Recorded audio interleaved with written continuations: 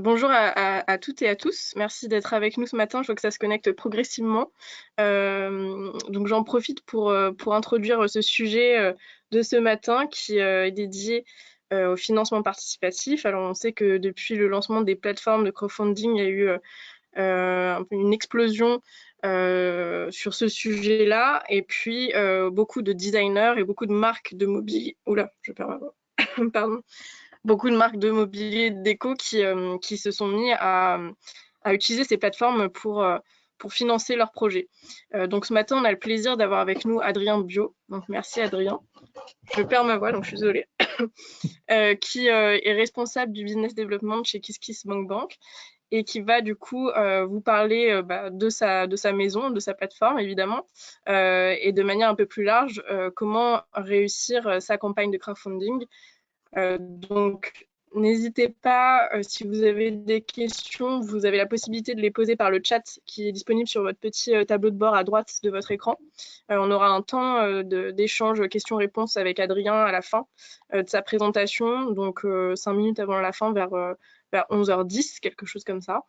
Donc voilà, donc n'hésitez surtout pas. Et puis je laisse la parole à Adrien et merci encore d'être avec nous ce matin. Et n'hésitez pas si vous avez des problèmes de son aussi, si vous ne nous entendez pas, à le préciser dans le chat. Merci, à plus tard. Eh bien, je prends le relais. Merci Elise, merci pour l'invitation. Et merci à tout le monde d'être présent. Je vais vivre un petit moment un peu solitaire parce que je suis tout seul devant mon ordinateur et je vous vois pas. Et en plus de ça, c'est enregistré, donc je vais tâcher de ne pas dire trop de bêtises ce matin. Donc on a à peu près trois quarts d'heure à passer ensemble. On fera difficilement le tour du sujet du financement participatif, en tout cas en détail, pardon. On fera difficilement tous les détails du crowdfunding, mais l'idée c'est de vous présenter un petit peu en quoi ça peut être une opportunité pour vous, pour votre marque de design, qu'elle soit dans l'ameublement, la décoration ou autre. Donc en gros, comment ça va se passer? On a 40 minutes à peu près. Peut-être on vient d'en perdre, enfin on vient d'en passer 5 là, donc peut-être 35 minutes pour que je vous donne un petit peu les grandes lignes, c'est-à-dire à quel moment on lance, pourquoi c'est intéressant de lancer une campagne de crowdfunding, quels sont les critères d'éligibilité, quelles sont les opportunités potentielles, et de vous raconter un petit peu tout ça avec des exemples concrets. Et puis on se prendra 5-10 minutes selon le temps que vous avez. Alors, je ne sais pas s'il y a écart, on doit tout couper, mais en tout cas, l'idée était de terminer à 11h15. Donc idéalement, on se prend 5-10 minutes. Je tâcherai de terminer un petit peu plutôt à 11h05 du coup pour prendre vos questions. Si vous en avez peut-être au fil de l'eau, n'hésitez pas à les poser. Je sais même pas si je les verrai ou pas, mais en tout cas, Élise, tu les concentreras sur la fin.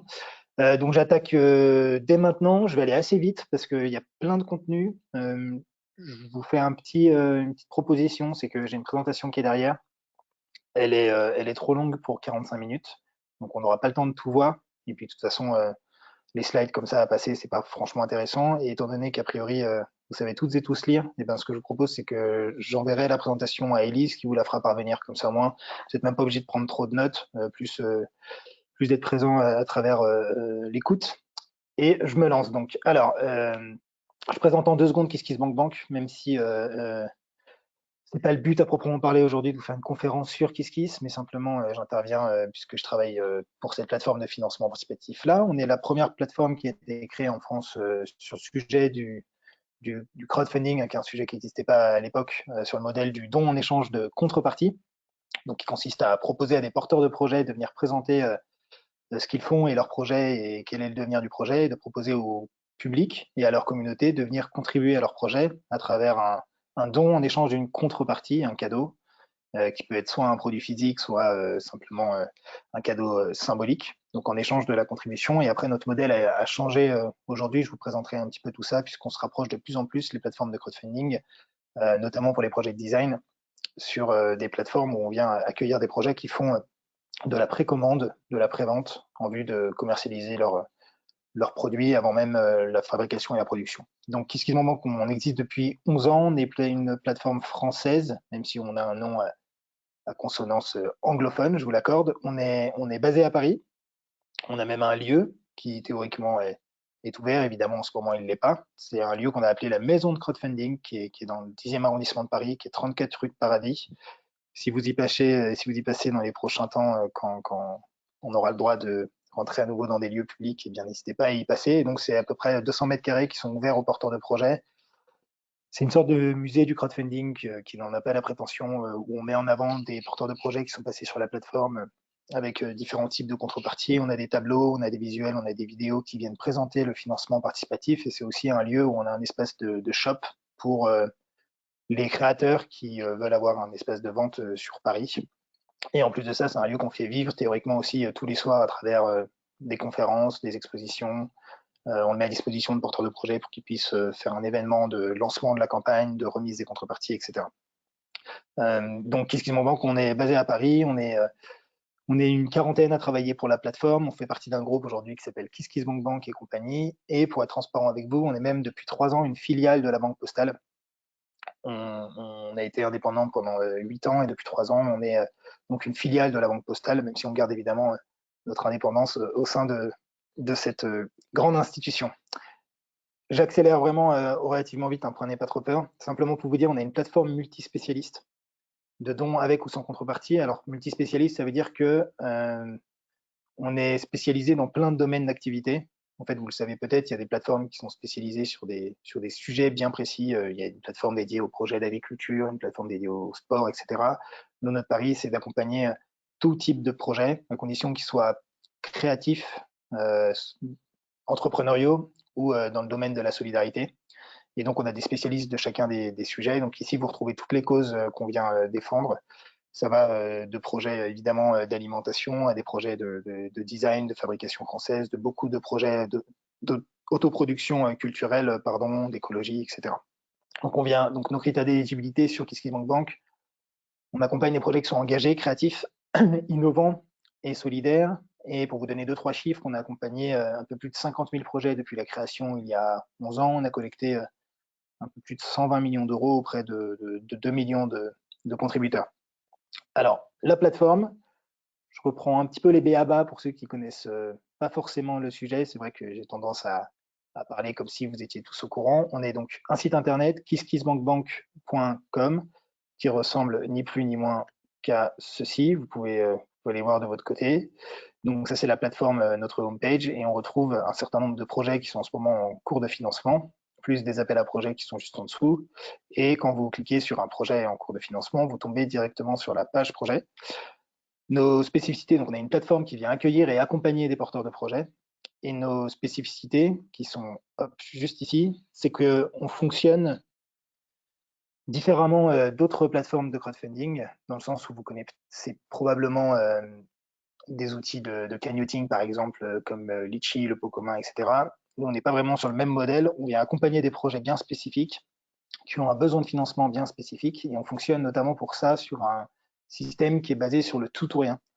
Le tout ou rien, ça veut dire que vous venez, vous, en tant que porteur de projet, nous présenter votre projet. Nous, on va vous aider à venir consolider la présentation de votre projet et votre plan de communication, et surtout vous faire un retour sur combien, a priori, compte tenu de votre communauté, vous êtes en mesure de pouvoir collecter et d'aller fixer un objectif qui soit atteignable. Le pourquoi, c'est que vous venez fixer un objectif financier dans une durée qui est impartite, qui est de 60 jours au maximum.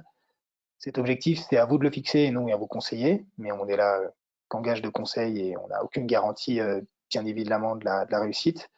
Et si vous n'atteignez pas cet objectif pendant la durée qui est impartite, donc si par exemple vous lancez, j'ai besoin de 10 000 euros pour précommander, pour fabriquer un meuble que vous avez designé, etc., et vous en faites de la prévente, vous avez besoin de 10 000 euros minimum pour lancer la phase de production. Si vous n'atteignez pas les 10 000 euros que vous avez fixés sur la plateforme, donc si vous lancez sur 10 000 euros en objectif, 30 jours de collecte, et en 30 jours vous atteignez que 2 500 euros, nous on rembourse tout le monde et vous recevez rien. Donc il faut vraiment atteindre les 100% pour pouvoir débloquer les fonds et les réceptionner. Et le pourquoi on fonctionne comme ça, c'est que ça répond à 2 principes. Le premier, c'est qu'un projet, il a un besoin minimum de financement pour se lancer et voir le jour. Donc c'est cet objectif-là qu'on vient fixer. Si par exemple, c'est 10 000 euros minimum qu'il vous faut pour lancer la production de votre meuble, eh bien, il faut se lancer sur 10 000 euros. Si avec 2 000 euros vous y arrivez, il faudra mieux viser les 2 000 euros. Évidemment, rien ne vous empêche de dépasser l'objectif, hein, puisqu'on est sur de la prévente, donc il n'y a pas une histoire de remboursement de prêts avec des intérêts, etc. à rembourser. Donc on a beaucoup de projets qui viennent collecter 200, 300, 500, 1000% parfois de l'objectif visé. Et la deuxième raison, c'est que le fait qu'il y ait un objectif à les viser, ça oblige aussi les porteurs de projets à s'investir dans la campagne et ça crée derrière tout ça un jeu, un certain challenge avec les contributeurs qui fait qu'il y a pas mal de monde qui viennent contribuer parce qu'il y a les 100% à les atteindre. Ils ont envie de vous donner un coup de pouce quand vous êtes à 74, 77% ou quoi que ce soit. Et donc ça crée en fait un effet d'engrenage qui est ultra positif pour le porteur de projet. Notre méthodologie aussi chez KissKiss, c'est qu'on s'engage à accompagner chacun des projets qui se lancent sur la plateforme. Donc en gros, vous nous écrivez, vous nous faites part en quelques lignes de votre projet, et puis nous, on va convenir d'un rendez-vous avec vous, en ce moment évidemment par téléphone ou en visio, pour vous aider à calibrer tout ça, à anticiper, et à faire en sorte que quand vous allez vous lancer sur la plateforme, on soit quasiment sûr que tout soit bien préparé, que vous ayez toutes vos chances pour réussir votre campagne. Euh, pour, je l'ai mis, hein, c'est pas le sujet le principal, mais quand même pour être transparent avec vous, nous on se finance en prenant une commission qui est de 8% TTC uniquement en cas de succès. Ça veut dire uniquement si vous atteignez votre objectif financier.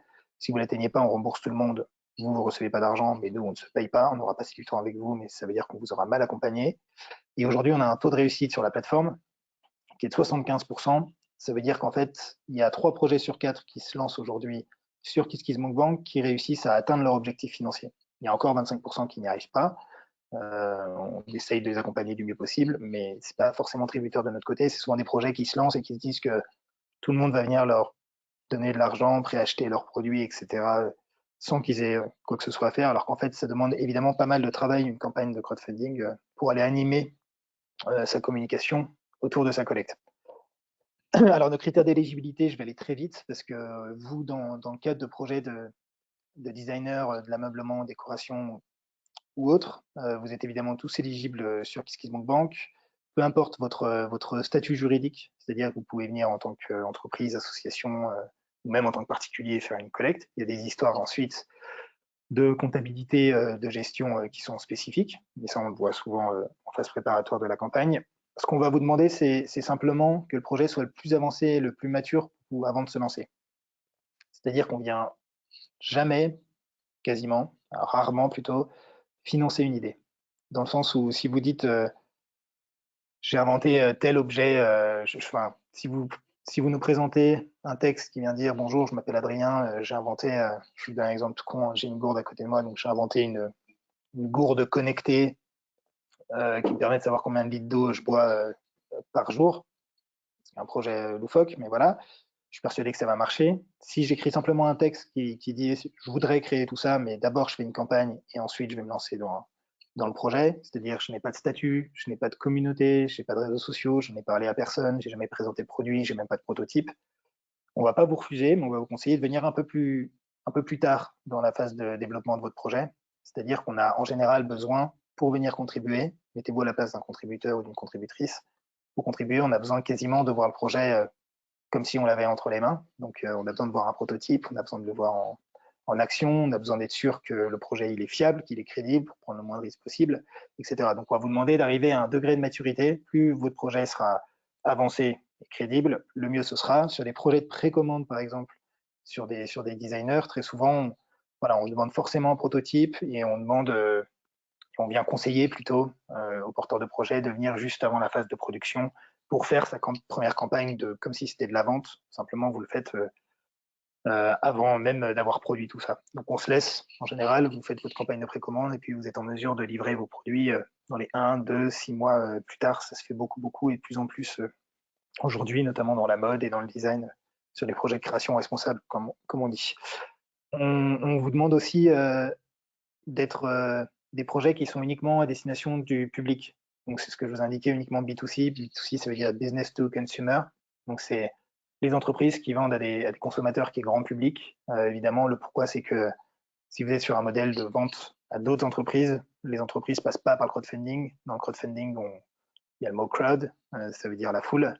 Et donc, le but, c'est d'aller toucher vous, vos voisins, les citoyens, et pas forcément les personnes morales que sont les entreprises qui viennent quasiment jamais contribuer à des plateformes de crowdfunding. Et enfin, le dernier point, c'est que ça va aussi avec le degré de maturité du projet. On va vous demander d'avoir une communauté qui est construite ou en cours de création derrière votre projet. C'est-à-dire de ne pas vous lancer sans que personne soit au courant. Parce que si vous lancez sans avoir aucune communauté, votre projet il va échouer.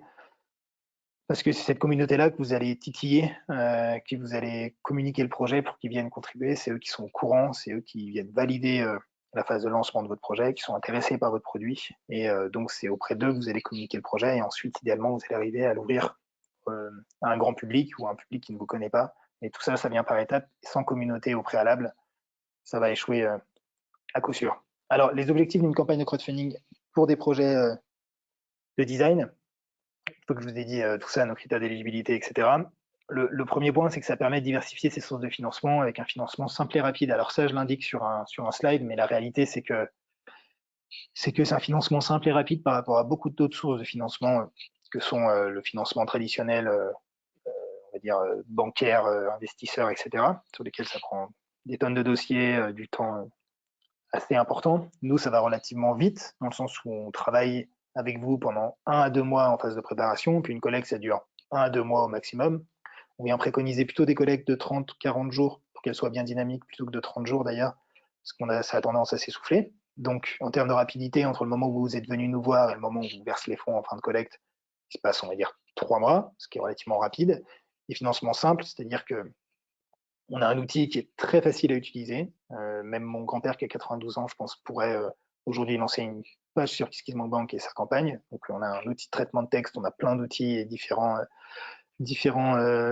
tips à vous donner là-dessus et différents ajouts nous sur la plateforme pour que vous maîtrisiez bien votre collecte. Mais évidemment, en tout cas, c'est relativement simple. Et après, si vous êtes un expert du web marketing, etc., on a tous les outils pour que vous puissiez pousser votre outil. Donc en façade, en tout cas, c'est un financement qui est simple et rapide.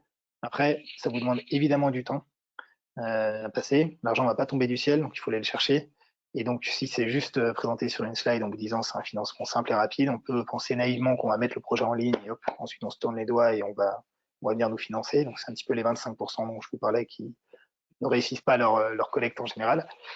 Et donc, on va vous accompagner aussi là-dessus pour animer toute votre collecte. Alors, le deuxième argument, c'est que les objectifs d'une campagne, donc c'est de l'argent, ça vous permet d'avoir une source de financement, c'est de la prévente, donc ça vous permet d'avoir de la trésorerie avant de lancer la production de votre produit, ce qui est vraiment important, comme ça vous produisez de manière juste à peu près tout ce que vous avez vendu. Alors évidemment, on a beaucoup de projets de prévente aujourd'hui qui viennent, ils prévendent peut-être que je vais prévendre 200 gourdes, ça va me permettre d'aller en produire 500 pour en avoir 300 en plus, en vue d'aller les vendre par la suite, et ça vous permet aussi d'aller tester, de faire un petit peu du bêta testing auprès de votre communauté, de voir quelle couleur de la gourde se vend le plus, quelle taille de t-shirt va se vendre le plus, etc., pour mesurer votre production. Donc le premier argument, entre guillemets, avec ces deux arguments-là, c'est que ça vous permet d'avoir de l'argent, de la trésorerie avant de lancer véritablement votre projet, donc de prendre moins de risques financiers. Les trois vrais arguments, c'est qu'une campagne de crowdfunding, c'est une campagne de communication autour de votre projet et autour de votre produit. Vous allez passer 30 jours à communiquer autour de votre campagne. Ça va être un axe de vente qui va être relativement courte, qui va être très dynamique et très forte. Et donc, le but, c'est de faire une campagne de com et d'animer vos réseaux sociaux et d'aller peut-être toucher des influenceurs et d'aller peut-être toucher de la presse spécialisée, locale, généraliste, pour qu'elles viennent parler de votre projet et de se servir de la campagne de crowdfunding pour en faire parler. C'est très différent d'un canal de vente habituel où quand vous lancez votre produit, eh bien, vous êtes peut-être en ligne ou dans des magasins et ça va se faire au fil de l'eau. Nous, le temps d'urgence fait que eh bien, ça vous oblige à faire une communication qui soit très très forte, mais qui vous servira dans tous les cas et qui vous oblige, dans la phase de création de votre projet, vous serez obligé de passer par un moment comme celui-là. Et donc, c'est une bonne excuse de crowdfunding pour faire parler de votre projet. Et si tout va bien, une campagne de crowdfunding réussie, c'est de l'argent, mais c'est aussi des articles, c'est aussi des relais presse sur les réseaux sociaux, etc., de personnes qui vont parler de votre projet. Et donc, vous allez faire grossir votre communauté. Ce qui me permet de vous donner l'avant-dernier argument, c'est que ça vous permet de renforcer votre communauté. Quand on dit votre communauté, c'est évidemment votre présence sur les réseaux sociaux, mais aussi votre clientèle. Donc ça va vous la renforcer. Les gens qui vont venir contribuer, eh bien, vont être vraiment impliqués dans votre projet.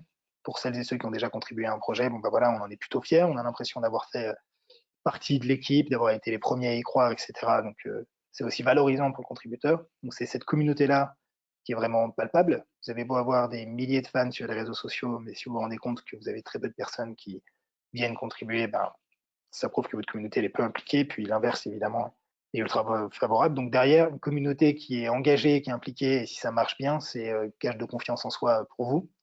Et enfin, le dernier argument, pour des projets de design notamment, et en tout cas pour les projets de prévente, ça vous permet d'aller tester en ligne votre projet, votre produit, auprès de votre communauté et auprès du public. Donc c'est un test de marché, c'est-à-dire que vous proposez en contrepartie vos produits ou des dons tout simplement, et vous voyez si ça marche ou si ça marche pas. Et donc ça vous permet de tester en temps réel devant le monde entier d'ailleurs, hein, enfin le monde entier, les gens qui vont sur la plateforme, et de voir si votre produit il plaît ou pas. Donc derrière, c'est encore une fois, c'est un risque, mais c'est un risque autant le prendre avant que vous débloquez beaucoup de fonds pour pouvoir lancer la production, donc de faire votre campagne de pré-vente, ça sert à ça aussi, plutôt que de vous fassiez votre production et après vous vous rendiez compte que bah, les couleurs n'allaient pas, le prix était trop cher, etc.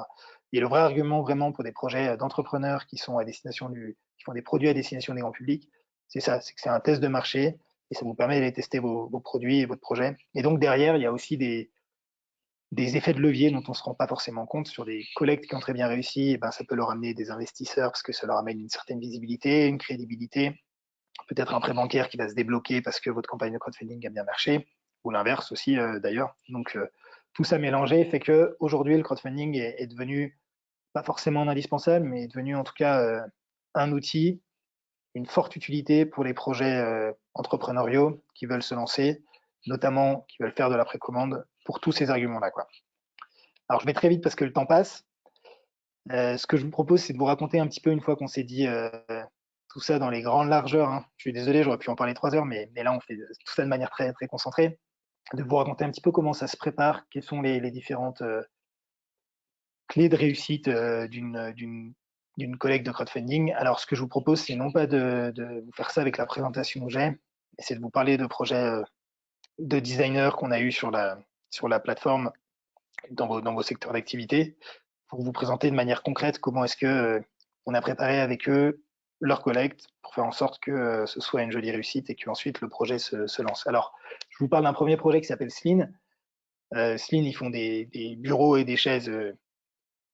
Voilà, c'est un bureau de design qui fait des bureaux et des chaises jolis, en tout cas à vous de le juger, avec évidemment la dynamique du télétravail. Ils sont venus nous voir, on était plutôt en fin d'été, on va dire au mois de septembre, pour faire de la précommande de leur bureau et de leurs chaises. Et donc, on a travaillé avec eux pendant un bon mois avant qu'ils lancent leur collecte qu'ils ont lancé aux alentours de mi-septembre. Et donc, vous voyez, simplement pour vous expliquer comment est-ce qu'on a préparé la campagne, on leur a demandé évidemment de travailler sur la page projet sur laquelle nous, on les a accompagnés pour leur faire un maximum de retours possible. On essaye de notre côté, quand on vient accompagner les projets, de se mettre à la place de visiteurs de la plage qui ne connaissent absolument pas le projet, et donc de vous faire les retours les plus justes. En général, les porteurs de projets sont trop dans leur quotidien, dans leur petit monde, si on peut dire, en tout cas dans leur spécificité de leur domaine. Et donc, il faut vraiment vous mettre à la place d'un grand-père ou de quelqu'un qui est très éloigné de vous. Donc, ce qu'on a fait, c'est qu'on a travaillé sur la page projet. Une page projet, ça ressemble à peu près à ça. Alors, elles sont toutes différentes parce que c'est vous qui avez la main pour vous occuper de tous les éléments visuels, les contreparties, etc. Donc, vous faites des retours. Je vous montre simplement pour que vous ayez une idée en termes de différence de projet. Donc là, on est sur des projets qui sont très à l'aise avec les outils de création graphique, etc. Je vous ai mis trois ou quatre projets de designer. Vous voyez, elle a choisi plutôt d'utiliser notre outil de traitement de texte et un peu moins de visuel. Et puis le Podfer Transformers aussi avait fait un mélange des deux. Donc vous pourrez raconter un petit peu comment est-ce qu'on prépare une page. Ici, il y a un visuel principal qui doit être de qualité, qui doit être travaillé, sur lequel on doit comprendre du premier coup d'œil de quoi il s'agit. Donc là, on voit bien que c'est un sac. Phil Fox, c'est des sacs faits par un cabinet de design aussi qui ont fait une campagne chez nous. Donc, on a un titre, un visuel principal. Derrière, vous cliquez, vous pouvez ouvrir une vidéo. Si vous faites une vidéo de crowdfunding, on vous le conseille bien évidemment, mais il faut qu'elle soit relativement courte, c'est-à-dire 1 minute, 2 minutes, qu'elle vienne présenter la problématique, la solution trouvée et pourquoi c'est intéressant de venir contribuer. Et ensuite, on a 3 sous-parties. Une sous-partie qui vient concerner la présentation du projet, une sous-partie qui concerne le financement et en troisième, les contreparties. Alors, j'ai pas le temps de rentrer dans les détails, mais en gros, l'idée, c'est de vous mettre à la place des personnes qui vous connaissent pas, de raconter l'histoire de votre projet, comment vous en avez eu l'idée, la genèse, etc., l'équipe qu'il y a derrière le projet avec un maximum de visuels et surtout de venir présenter le produit en lui-même. Donc là, c'est un pot de fleurs qui fait office de compost. Donc là, ils font tout le storytelling en amont et ensuite ils viennent présenter le pot de fleurs en action avec pas mal de créations visuelles.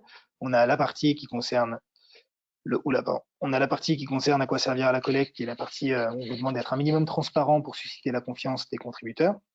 Donc simplement de dire pourquoi est-ce que vous venez faire un temps de précommande ou un objectif financier à tel montant. Et à droite, on a les contreparties sur lesquelles évidemment on vient vous accompagner pour faire en sorte que les contreparties soient à la fois de votre côté, vous vous y retrouviez, et à la fois pour que les contributeurs soient les bénéficiaires en fait de ces contreparties, dans le sens où si ma gourde à terme, je vais la proposer à un prix public de 30 euros, je vais jamais la proposer en crowdfunding à 35 euros, ce qui nous arrive parfois pour des projets qui se disent ah ben, faut bien qu'on fasse un peu plus de marge. Oui, mais non, il n'y a aucune incitation dans ce cas-là pour le contributeur à venir si c'est plus cher en prévente qu'après. Donc évidemment, il faut faire l'inverse, proposer des produits qui soient un peu moins chers. Donc on vient vraiment vous accompagner là-dessus. Et ce que je vous ai pas raconté, c'est que on peut venir avec un objectif soit en nombre, soit avec un montant financier à aller atteindre. Vous voyez, c'était 30 000 euros, ils ont atteint 4 fois plus, donc 127 000 euros. Donc un objectif financier. Soit on peut venir avec un nombre de précommandes, c'est-à-dire qu'on a un produit, on veut en produire au minimum tant pour que ça vaille le coup. Et donc les 100% sont atteints.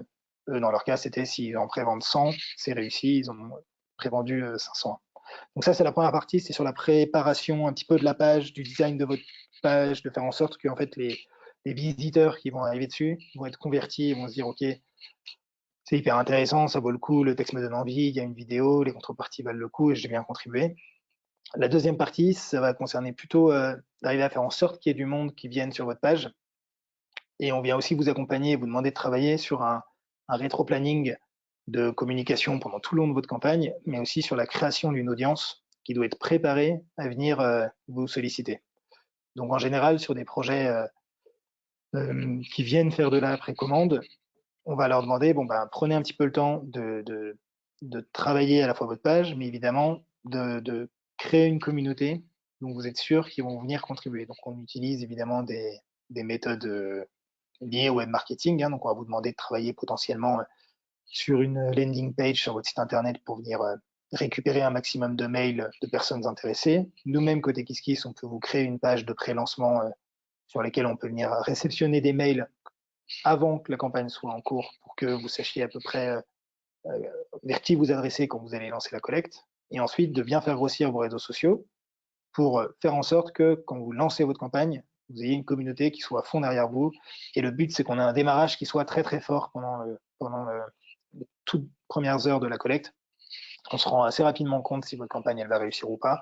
Dans les 2-3 premiers jours, on se dit bon, est-ce que ça a bien démarré ou pas? Est-ce que c'est rattrapable ou pas? Ou alors est-ce que c'est vraiment un succès? Et en général, les projets qui ont bien travaillé, dans les 24 premières heures, ils atteignent 100-200% de l'objectif. Et ensuite, le but, le succès amenant le succès, hein, c'est un effet d'engrenage là aussi, eh bien, on peut aller atteindre les 1000%. Donc, on vient travailler avec vous sur un schéma qu'on appelle les cercles de communauté, c'est-à-dire qu'il y a 3 cercles de communauté de personnes auprès de qui vous allez vous adresser.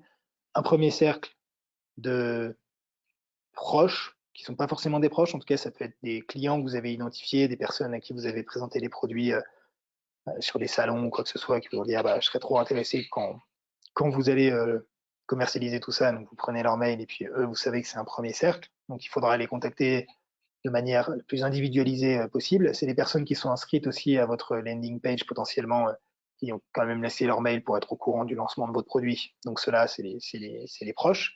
Et ensuite, on vient l'ouvrir. Donc c'est ceux à qui on shoot le projet dans les premiers instants. Et ensuite, on vient l'ouvrir à votre communauté, un deuxième cercle, qui va être vos réseaux sociaux, en gros. Donc, il va falloir que vous prévoyiez un rétro-planning de com pendant tout le long de la campagne. Qu'est-ce que je raconte sur Instagram? Qu'est-ce que je raconte potentiellement sur Twitter, sur Facebook, etc. Avec du contenu différent, avec des visuels qui soient différents. Il faut raconter la belle histoire. Il faut expliquer. Évidemment, la campagne, c'est une excuse pour faire parler de votre produit. Donc, il faut parler avant tout de votre produit et donner envie. Donc, c'est du storytelling et vraiment de la communication vers votre projet qui doit susciter l'action de venir contribuer. Et donc de prévoir tout ce planning-là avec potentiellement peut-être des relais qui pourraient venir pour aller toucher un troisième cercle. Et le troisième cercle, c'est de faire en sorte qu'il y ait des inconnus qui viennent contribuer à votre projet, qui vont pas venir par hasard, qui vont venir parce que potentiellement ils sont baladés sur la plateforme et puis ils ont vu votre projet et ils vont venir contribuer. Mais ça, on peut pas vous le garantir. Mais ça vient plutôt en général de partage sur les réseaux sociaux, de structures qui vont être similaires à vous. Donc il faut réfléchir à qui pourrait partager votre collecte, potentiellement des influenceurs, peut-être des médias, etc. Peut-être des réseaux d'accompagnement qui vont vous pousser auprès de leur communauté pour arriver en fait à agrandir votre cercle de contributeurs. Donc je vous donne un exemple pour vous caricaturer tout ça et puis surtout pour vous illustrer tout ça. Les Transfarmers, ils sont venus nous voir, ils sont à Montpellier, donc avec leur pot de fleurs, ils voulaient 30 000 euros. Ils n'avaient pas une grosse communauté, ils avaient leurs amis, un premier cercle qui était vraiment à fond, mais après ils avaient aussi un deuxième cercle qui commençait à être créé, ça faisait un an qu'ils commençaient à en parler, qu'ils faisaient des concours de start-up, etc., de designers pour présenter le produit. Donc, ils se sont fait connaître comme ça. Ils ont lancé leur collecte avec un objectif à 30 000 euros. C'était leur objectif réel, sachant que le produit était aux alentours de 200 euros. Donc, il fallait à peu près qu'ils en prévendent une grosse centaine, 130, 150 pour que la collecte soit réussie. Ils ont fait une campagne de 45 jours. Ils ont lancé. Ils ont d'abord contacté uniquement le premier cercle de ceux dont ils savaient qu'ils allaient potentiellement contribuer. Ils ont travaillé vraiment beaucoup là-dessus. Pendant quasiment une semaine, ils ont travaillé que ce cercle-là, qui est venu contribuer à fond. Ils ont eu des super bons retours. Ils ont atteint les 30 000 euros dès la première semaine. Et ensuite, ils ont attaqué leurs réseaux sociaux. Évidemment, ils avaient débloqué un tout petit budget de publicité sur Facebook, etc., pour faire en sorte que ça marche, mais pas tant que ça. Et ensuite, ils sont allés chercher des relais potentiels. Ils ont eu pas mal d'articles de presse pour arriver à faire en sorte que la campagne soit connue, reconnue, en tout cas dans leur secteur, qui vient toucher design et écologie. Donc, ils ont eu beaucoup de retours presse. Et à la fin, c'est parti vraiment un petit peu plus loin que ce qu'ils espéraient, dans le sens où ils ont fini à quasiment 130 000 euros collectés. Nous, on les a mis en avant aussi, côté ExquisMonkBank, on les a poussés dans nos outils newsletter, réseaux sociaux, etc., parce que la collecte marchait bien. Et donc, pour les féliciter, on les a poussés, ce qui leur a amené des contributeurs. Et à la fin, ils ont trouvé 522 contributeurs, mais dont 450 qui ne connaissent pas. Et donc là, quand je vous reprends les critères d'une campagne de crowdfunding, ça leur a fait de l'argent en vue de la production. Donc ça fait quand même pas mal d'argent potentiellement. Le deuxième argument, c'est le côté communauté. Donc c'est-à-dire qu'ils ont créé une communauté de 522 personnes qui ont contribué, qui en sont fiers, qui ont suivi le projet et auprès de qui ils ont continué à garder un lien pendant tout le temps entre le moment où ils ont fini la campagne et le moment où ils vont livrer. Ça leur a fait une campagne de com, bien évidemment, parce que ils ont eu des retours presse, etc. Et puis la page a été vue des dizaines de milliers de fois dans les statistiques. Je crois qu'on avait 35 000 vues de la page projet, ce qui était assez importante. Donc ça leur a fait une belle visibilité. Et enfin, le dernier, c'est que ça fait un test de marché, un test du produit, euh, visible par tous. Donc on a 130 000 euros collectés, donc on se dit c'est un beau succès. Et eux, ça prouve que ils peuvent se lancer vraiment dans ce produit-là. Ils sont deux, ils ont lâché leur boulot, ils sont consacrés à temps plein sur ce produit-là. Donc évidemment, c'est un parmi plein, mais j'aurais pu vous parler de Sleen aussi, où ça a été un moins gros succès, mais quand même, ils ont collecté, ils ont fait 200 préventes de leurs bureaux qui étaient relativement, enfin, qui sont des beaux bureaux, mais qui sont donc chers, et donc c'est pas toujours simple en crowdfunding, et qui viennent de réussir, et ça a validé un petit peu toutes leurs hypothèses, et là, ça leur a fait une campagne de com aussi, etc., pour faire en sorte que ça marche. Je m'arrête ici parce qu'il est 11h06. Je serai preneur de vos questions, si vous en avez.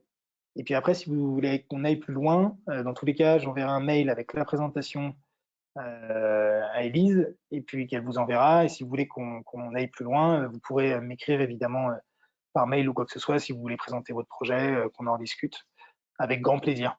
Je suis désolé, je m'arrête un peu subitement, mais je vois que l'heure elle tourne et du coup je me dis qu'il vaut mieux s'arrêter pour les questions maintenant pour ne pas regretter. Est-ce qu'il y a des questions? Oui, alors il y a plusieurs questions. Touk, dans l'ordre.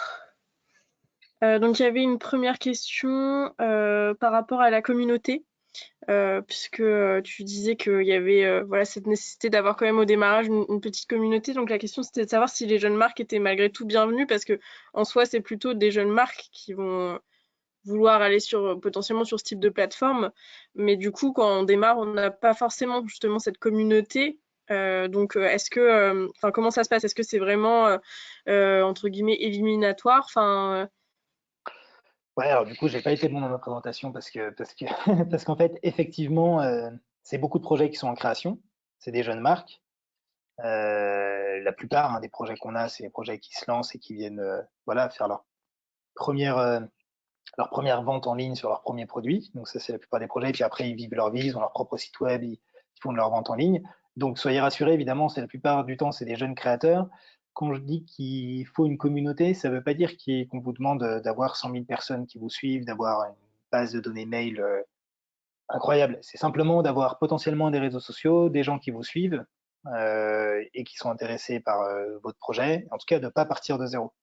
Mais évidemment, si vous venez nous voir et que vous voulez 100 000 euros, vous avez personne qui vous suit nulle part et qui est au courant de votre projet, ça va jamais marcher. Mais la plupart du temps, quand on est un projet en création qui se lance, c'est-à-dire qu'on n'a pas forcément beaucoup d'argent à mettre sur la campagne, ou bien faire un premier test de marché avec un besoin minimum, on va pas vous demander une communauté énorme. D'ailleurs, on vous donne même pas de chiffres. On vient juste vérifier avec vous si potentiellement votre communauté va correspondre au montant financier que vous voulez collecter. Mais pour vous donner un chiffre, c'est vrai que j'en ai même pas parlé, mais en moyenne, les projets sur KissKissBankBank, ils collectent 8 000 euros. Je vous ai montré les pots de fleurs parce qu'ils avaient fait 130 000 euros et que c'est un exploit pour eux parce qu'ils étaient vraiment aussi en création, mais la plupart du temps, on est sur des projets qui sont entre 5 et 10 000 euros. 5 et 10 000 euros, ça permet déjà à un projet de pouvoir se lancer, de pouvoir faire sa première production et de se lancer sur son marché. Donc, aucun problème là-dessus. C'est simplement, on vous demande de ne pas partir de zéro, d'avoir déjà des réseaux sociaux, des personnes qui sont intéressées, de ne pas vous dire, OK, je mets juste mon projet en ligne et les gens vont le financer, alors qu'en fait, ça se passe jamais comme ça. Bon, en fait, c'est plutôt effectivement le degré de maturité du projet en fait qui est C'est important ça. d'être un minimum structuré. Ouais, Et exactement. encore pas mal de questions qui se défilent. Il y avait plusieurs questions par rapport au positionnement plutôt haut de gamme de certains produits. Alors si je résume, parce qu'il y a plusieurs questions sur ce sujet-là, en gros, est-ce que c'est valable justement pour des produits qui sont haut de gamme, par exemple sur des produits qui valent entre 2 000 et 3 000 euros ou plus, est-ce qu'on on y arrive ou c'est compliqué? Là, je vais être sincère avec vous. Je pense qu'il faut, sur des produits à 2 000, 3 000 euros, vous êtes à destination certes du grand public, mais on est sur une niche, qui sera en mesure de financer un projet à 2 000, 3 000 euros par personne en précommande. Donc, c'est compliqué.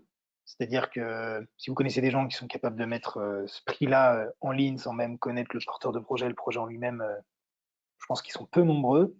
Moi, je vous conseillerais de pas forcément passer par du crowdfunding, mais peut-être de plutôt passer par votre propre site web, etc. Parce que nous, en fait, si vous arrivez à avoir des clients à 2 000 euros, c'est vous qui allez les convaincre. C'est pas juste une page en ligne qui va les convaincre de mettre un prix comme ça. Et si vous arrivez à les convaincre de mettre 2 000 euros en ligne, faites-le de votre côté et passez pas par une plateforme. Pourquoi? Parce qu'on va vous prendre 8% de ces 2 000 euros-là, alors qu'en fait, c'est vous qui aurez ramené le client et 8% de 2 000 euros, ça fait quand même un certain prix.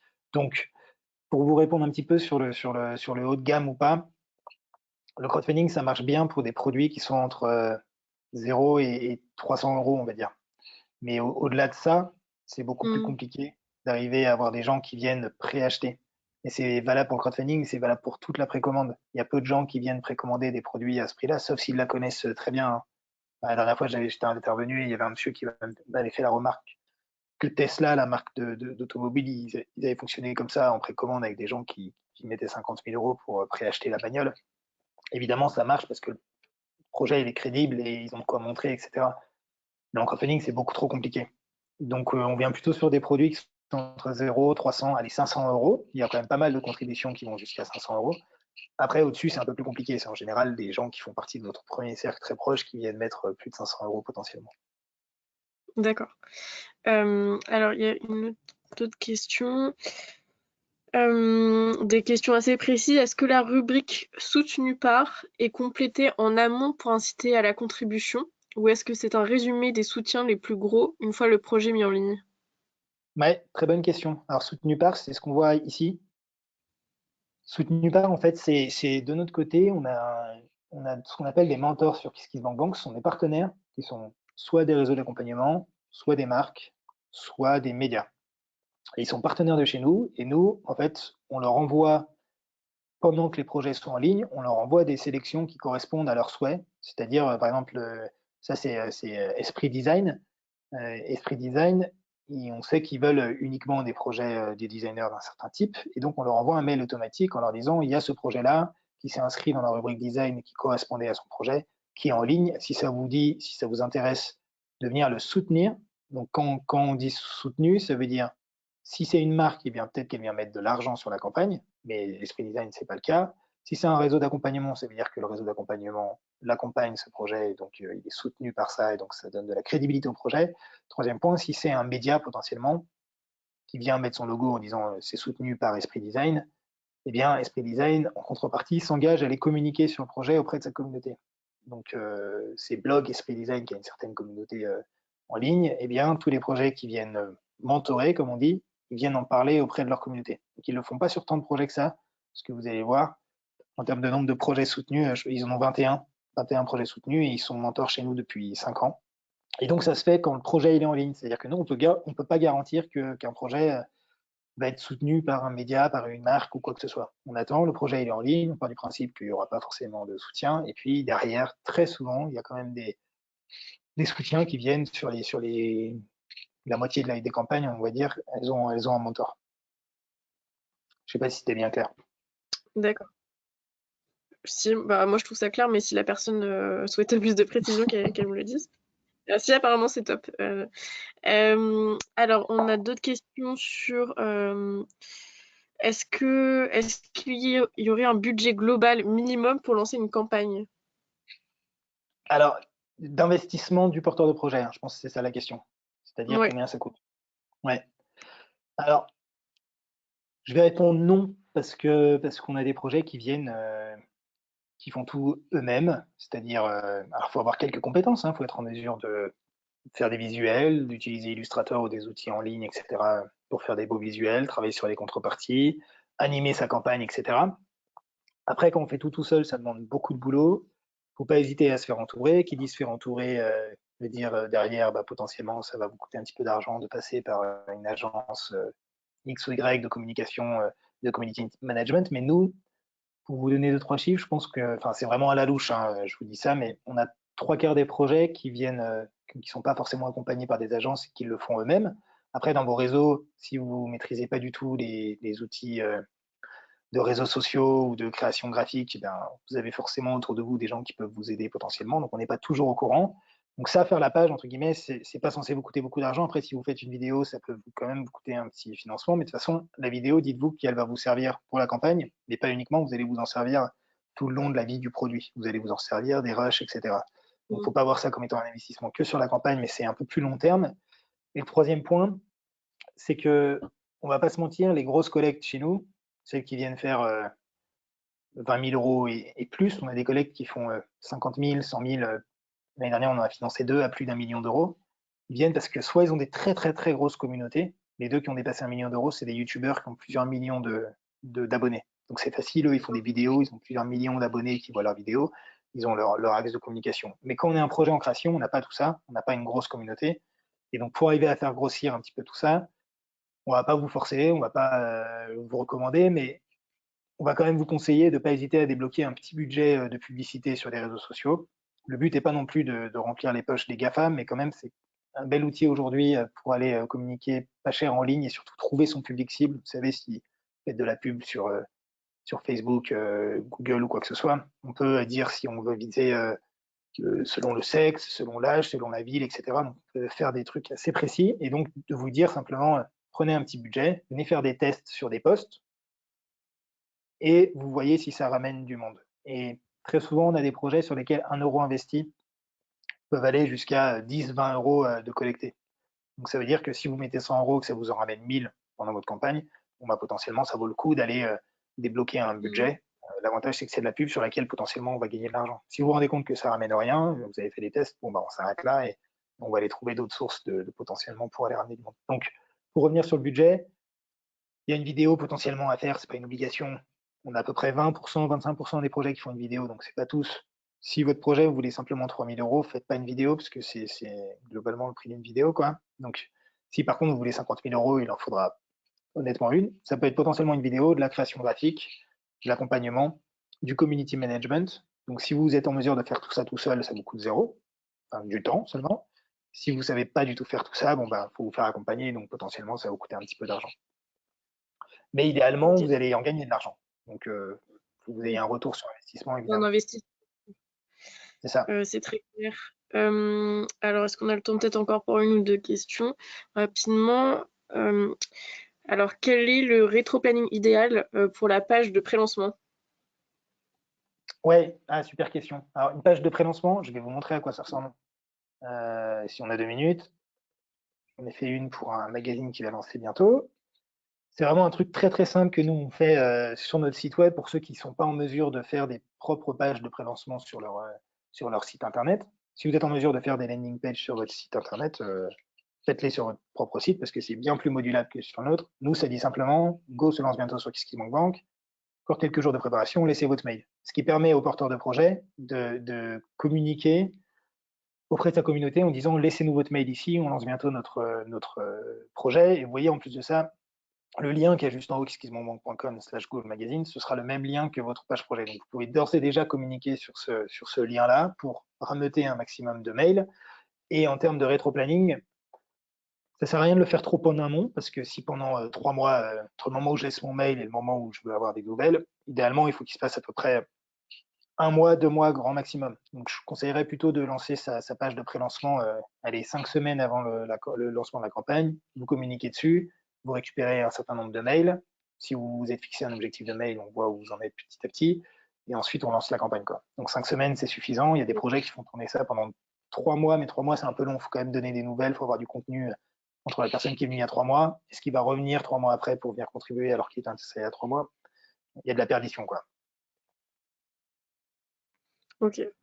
Une autre question par rapport à des marques qui auraient déjà fait une première campagne de crowdfunding sur la plateforme. Est-ce que c'est recommandé ou plutôt déconseillé justement d'en faire plusieurs?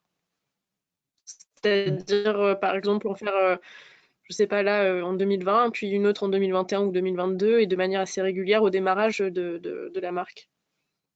Eh ben, nous, on vous conseille de le faire, hein. On est ravis, évidemment. Là, il n'y a aucune condition à ça, c'est-à-dire que votre projet, qu'il est réussi ou qu'il n'est pas réussi, on va l'accepter dans tous les cas. Simplement, si la campagne n'a pas réussi, on fera un petit bilan avec vous pour voir ce qui a pas fonctionné. Par contre, évidemment, il faut que ce soit pour un projet qui soit un petit peu différent. On ne va pas faire plusieurs collectes pour le même projet. Cependant, si vous avez fait, par exemple, les pots de fleurs ou même les sacs à dos, ils font une collecte en phase de prévente. Ils en prévendent, ils sont ensuite sur leur propre site web sur la vente. Ils peuvent tout à fait revenir nous voir en nous disant bon, bah voilà, on aimerait refaire une campagne encore une fois sur ce sac-là, mais on fait une sorte de vente privée avec un prix vraiment tarif réduit. Dans ce cas-là, on l'accepterait parce il y aurait une récompense supplémentaire pour potentiellement des nouveaux contributeurs.